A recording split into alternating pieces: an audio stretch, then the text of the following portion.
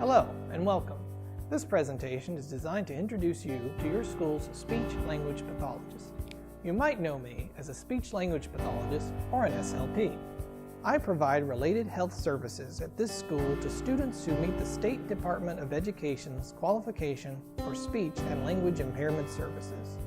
A student who qualifies for this eligibility has one or more of the following areas of communication deficits: language development, vocal abuse, speech sound development, fluency, or stuttering.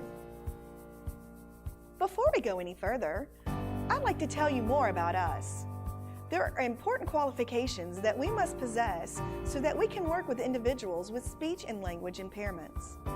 First, we have a minimum of a master's degree in communication science disorders and have passed the National Praxis Exam in speech language pathology. Secondly, we can possess a variety of this state's licensure types, such as the Department of Education certificate and this state's license for speech language pathology. However, to be considered a certified speech language pathologist, we must possess a certification from the American Speech Language Hearing Association, known as the Certificate of Clinical Competency.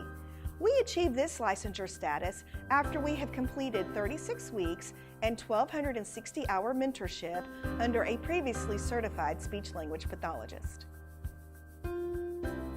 Since we work with students who receive special education services, our scope of practice as speech language pathologists is determined by the Department of Education. The DOE defines a speech or language impairment as a congenital or acquired disability and must adversely affect a child's educational performance. Students may also demonstrate one or any combination of speech or language impairment.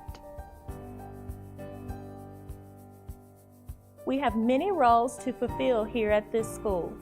Besides providing services to speech language impaired eligible students, we participate on a variety of special education teams. We can be a student's team leader or case manager if the speech language impairment is the student's primary disability. In this instance, we are responsible for completion of paperwork following the district's mandated timelines, coordination of other related services, and implementation of services.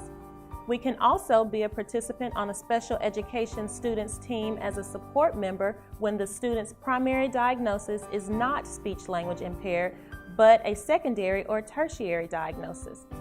We can also participate on a student support team when the student is participating in pre-special education response to intervention services. Of course, like many of you, we have other responsibilities here at the school. Did you know that we can assist you in developing and implementing differentiation of instructions? We can also participate in other duties as assigned by the principal, such as hall, lunch, or bus duty, act as a testing monitor, or participate in tutoring duty. As another part of our responsibilities, our scope of practice includes evaluating students who have unsuccessfully participated in the student support response to intervention process for possible entry into special educational services. After a student has not succeeded in the response to intervention process, the student's support team determines a need for special education testing. As speech language pathologists, there are important questions that we are responsible for answering. 1. Is there a presence or absence of a speech language impairment based on the rules and regulations set forth by the Department of Education? 2. If there is a presence of a speech language impairment, is there evidence of an adverse effect on the student's educational performance? And finally, if needed after testing, the team decides which eligibility best describes the student's deficits and the order of diagnoses to determine primary and secondary eligibilities based on the student's need to access the curriculum. Now that we have shared with you some of the roles and responsibilities that you may not have known that we participate in, we would like to share with you about what all is included when we provide intervention services. First and foremost, service delivery is tailored to each student's individual needs based on a team decision. Within the decision-making process, a couple of questions need to be answered. What is the least restrictive environment and the best instructional style that we can provide for our services, such as classroom push-in or pull-out, small group, collaborative, or direct services, or some other combination of these models. Also, what is the frequency and intensity of provided services so maximum positive results can be gained and the least amount of absence from the general educational curriculum is missed?